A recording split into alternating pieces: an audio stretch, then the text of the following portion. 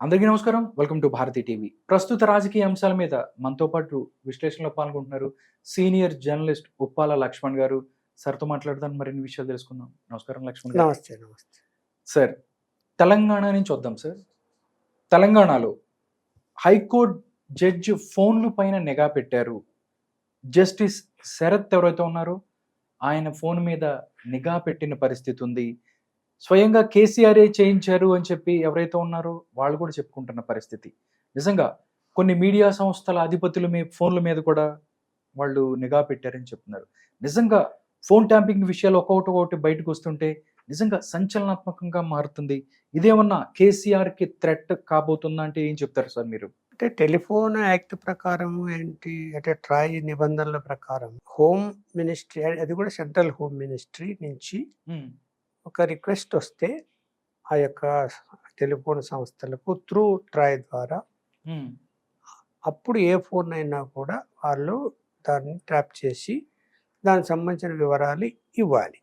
అది ఇన్వెస్టిగేషన్లో భాగంగా. ఓకే. జనరల్గా ఎవరికి చేస్తారు అలా అంటే టెర్రరిస్టుల విషయంలో, అలాగే నక్సలైట్ల విషయంలో, అంటే ఈ దేశానికి భద్రతకు సంబంధించిన అంశాల్లో మాత్రమే ఆ టెలిఫోన్ ట్యాపింగ్లు అనేటివి జరుగుతాయి సహజంగా. అది తప్పదు. చేయకపోతే సమాచారం తెలుసుకోవడం, నిఘా ఉండి పెట్టడం వీలు కాదు కాబట్టి చేస్తారు. ఇలా సెంట్రల్ గవర్నమెంట్ పర్మిషనే కావాలి కాబట్టి వీళ్ళు ఏం చేస్తున్నారంటే ఇతర దేశాల నుంచి సాఫ్ట్వేర్లు తీసుకొచ్చి ఇంటర్నెట్ ద్వారా దాన్ని సాఫ్ట్వేర్ డౌన్లోడ్ చేసుకొని ఇంటర్నెట్ ద్వారా ఈ ఫోన్ ట్యాపింగ్కు పాల్పడుతున్నారు. ఆమె ఎక్విప్మెంట్ అంతా అక్కడి నుంచి తెచ్చుకొని ఇది ఇది అది దానికి ఒక లిమిట్ అంటూ లేకుండా పోయింది. ఓహో, జన మీడియా సంస్థలు మనకు వ్యతిరేకంగా ఉన్నాయి అంటే అవతల రాజకీయ పార్టీతో సంబంధాలు పెట్టుకొని చేస్తున్నారా, లేకపోతే మన వాళ్ళు ఏమైనా బెదిరించడానికి చేస్తున్నారా అని మీడియా సంస్థల మీద కూడా, ఆ ఫోన్ల మీద కూడా, ఇప్పుడు రాధాకృష్ణ గారు ఏబిఎన్ ఆయన ఫోన్ కూడా ట్యాప్ చేశారని వచ్చింది. అలాగే ఎవరిని వదిలిపెడతారు? ప్రతిపక్ష పార్టీల నాయకులని, ఇంపార్టెంట్ నాయకుల ఫోన్లన్నీ ట్యాప్ చేస్తారు. మరి మీరు అన్నాడు జడ్జి గారిది కూడా చేస్తారు. ఎందుకంటే గవర్నమెంట్ కేసులు ఏమైనా కోర్టులో నడుస్తున్నప్పుడు ఆ జడ్జి గారు ఏదైనా మనకేమైనా ఇబ్బందికరమైన జడ్జిమెంట్ ఇస్తాడా, లేకపోతే జడ్జి గారు ఏదైనా తప్పు పని చేస్తుంటే అది ట్రాప్ చేసి జడ్జినే బెదిరించి వీళ్ళకి అనుకూలంగా జడ్జిమెంట్ ఇప్పించుకునే ప్రయత్నాలు కూడా చేయొచ్చు. చెప్పలేం కదా, ఏదైనా సాధ్యమే. అలాగే బయట అనేక రియల్ ఎస్టేట్ వ్యాపారాలు చేసుకునే వాళ్ళని, పెద్ద పెద్ద కంపెనీలు నడుపుకునేటువంటి వాళ్ళని, వాళ్ళ వ్యక్తిగత అంశాలకు కూడా వెళ్ళిపోయి వాళ్ళ వ్యక్తిగత ఫోన్లు కూడా ట్రాప్ చేసి వాళ్ళని కూడా బ్లాక్మెయిల్ చేసి పెద్ద ఎత్తున వాళ్ళ దగ్గర నుంచి డబ్బులు వసూలు చేశారనేది కూడా వస్తున్నది ఇందులో. ఓకే. అంటే ఏమంటే ప్రభుత్వ పరంగా ప్రభుత్వానికి కొంత అవసరం ఉంది అనుకున్నాం రాజకీయ కోణంలో. దానికే పరిమితం కాకుండా ఆ అవకాశం వాళ్ళు ఇచ్చారు కాబట్టి ఈ ట్యాపింగ్ చేసినటువంటి వాళ్ళ అధికారులు కానీ, పోలీస్ సిబ్బంది కానీ వీళ్ళు మిస్యూజ్ చేశారు. అవును, మిస్యూజ్ చేశారు. మిస్యూజ్ చేసి బ్లాక్మెయిల్కి వెళ్ళిపోయి పెద్ద పెద్ద రియల్ ఎస్టేట్ వ్యాపారస్తులను, పారిశ్రామికవేత్తలను బెదిరించి పారేసి కోట్లు వసూలు చేసుకొని పంచుకున్నారని ఇప్పుడు. అవునండి. యాక్చువల్గా ఇదైతే ఈ కేసు సిట్ గాను లేకపోతే సిఐడి గాను లోకల్ అంటే స్టేట్ గవర్నమెంట్ పరిధిలో విచారణ జరిపితే బయటికి రావు ఈ అంశాలు. ఖచ్చితంగా సిబిఐ విచారణ చేయాలి. దాని తర్వాత మనీ లాండరింగ్ కూడా వస్తుంది. ఈడీ కూడా ఎంటర్ కావాలి ఇంకా కాలేదు. మరి స్టేట్ గవర్నమెంట్ ఏం చేస్తుంది తెలివిగా ఇవాళ వీళ్ళే దర్యాప్తు చేస్తున్నారు. ఇది ట్రాయ్ అన్నది సెంట్రల్ గవర్నమెంట్, టెలిఫోన్ యాక్ట్ కూడా సెంట్రల్ గవర్నమెంట్. ఇది యాక్చువల్గా సరే స్టేట్ గవర్నమెంట్లో మా మీద నిఘా పెట్టి మా ఫోన్లు విన్నారు కాబట్టి మేము విచారణ చేస్తాము అని అంటే ప్రాథమిక విచారణ చేయొచ్చు, తప్పులేదు. కానీ కేసు ఇచ్చి ఉండాల్సింది వాళ్ళకి ఇవ్వాలి, ఇంకా సిబిఐకి ఇవ్వాలి. సిబిఐకి ఇస్తే నీకు తెలుస్తారు.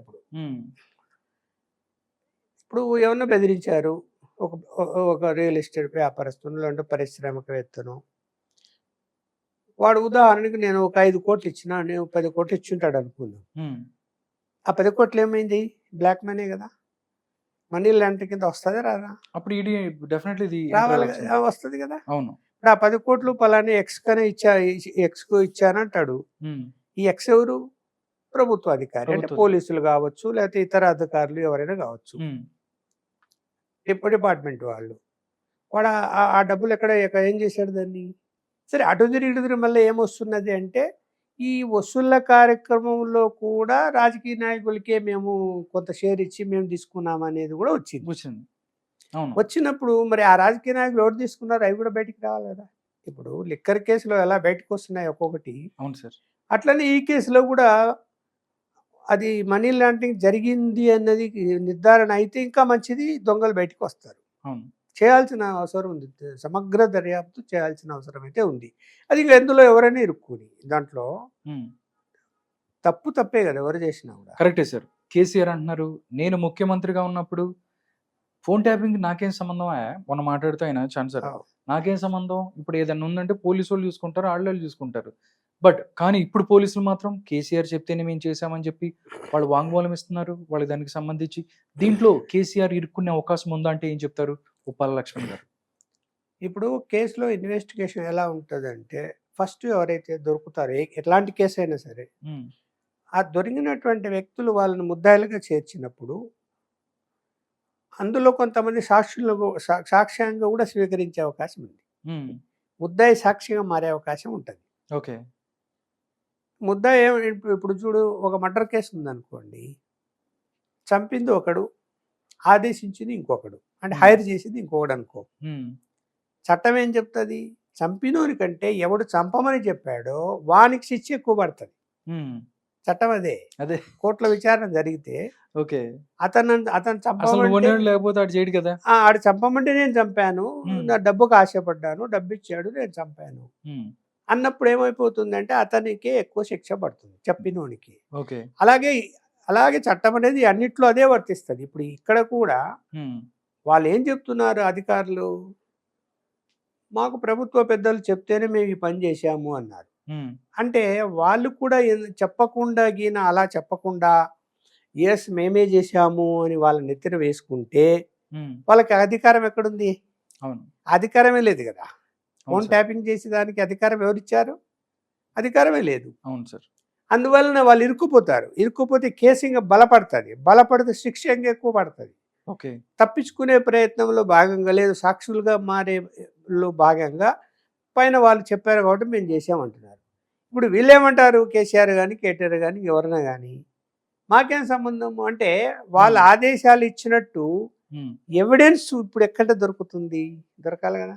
అవును. ఇప్పుడు రిటర్న్గా ఏమైనా ఆర్డర్ ఇచ్చి ఉంటారా, మీరు ఇదిగో ఈ విధంగా టెలిఫోన్ ట్రాప్ చేయండి, మిమ్మల్ని ఒక టీమ్గా అపాయింట్ చేస్తున్నామని ఏమైనా గవర్నమెంట్ లెటర్ ఇచ్చి ఇవ్వదు కదా. అవునండి. ఓవరాల్గా చెప్పింటారు అనుకో, ఆ ఓవరాల్గా చెప్పింది ఎలా ప్రూవ్ అవుతుంది రేపు? ఆయన చెప్పాడు నేను చేశానంటే ఆయన చెప్పినట్టు. అందుకని కేసీఆర్ ఆ ధైర్యంగా మాకేం తెలియదు పోతున్నాడు. అవును. ఇప్పుడు వాళ్ళు ఇన్వెస్టిగేషన్ ఏజెన్సీ ఏ విధంగా కేసీఆర్ ఇన్వాల్వ్ చేయగలుగుతుంది? ఎవిడెన్స్, ఎవిడెన్స్ కోర్టుకు కావాల్సింది ఎవిడెన్స్ కావాలి కదా. ఇప్పుడు నువ్వు ఎవరంటే వాళ్ళు ముద్దాలుగా చేసి తీసుకొచ్చి కోర్టులో పెడితే వాళ్ళు బెయిల్ పిటిషన్ వేసినప్పుడు ఆర్గ్యుమెంట్ జరిగినప్పుడు ఎవిడెన్స్ చూపాలి కదా. ఇన్వెస్టిగేషన్ ఏజెన్సీ ఫెయిల్ అయ్యే అవకాశం ఉంటుంది. అక్కడ ఫెయిల్ అయ్యి బెయిల్ ఇచ్చేస్తారు. బెయిల్ ఇచ్చేది కేసులో డిస్మిస్ చేస్తారు. అవును. కేసే డిస్మిస్ చేస్తారు. ఎవిడెన్స్లు చూపించుంటే ఏమన్నా ఫోన్ రికార్డు ఉందా, లేకపోతే అతను ఏమన్నా ఎక్కడైతే వీళ్ళు ఒక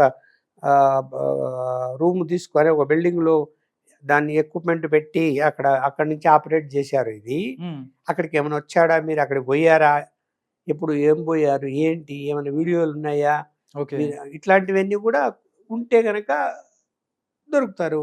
ఇప్పుడు వీళ్ళు పోలీస్ అధికారులుగా ఉండుకొని, సిబ్బందిగా ఉండుకొని, ఒకవేళ సీఎం లోపలికి పిలిచి మాట్లాడితే దాని వీడియో తీయడానికి అవకాశం ఎక్కడ ఉంటుంది? వీళ్ళు చేయలేరు కదా సార్. ఒకవేళ జడ్జిల ఫోన్లు ట్యాప్ చేసినట్టుగా ఆధారాలు దొరికితే డెఫినెట్లీగా దీనికి శిక్ష పడే అవకాశం ఉంది అని చెప్పుకోవచ్చు. అది అంటే ఇప్పుడు చూడు, సామాన్య పౌరుడు ఫోన్ రికార్డు చేస్తేనే తప్పు అయినప్పుడు జడ్జి అందరూ ఒకటే, చట్టానికి అందరూ ఒకటే. జడ్జి ఎందుకు చేసినారు, లేకపోతే ప్రతిపక్ష నాయకులు ఎందుకు చేసినారు, మీడియా సంస్థలు ఎందుకు చేసినారు, అట్లా ఉండదు. ఎవరిది చేసినా చట్టం అదే.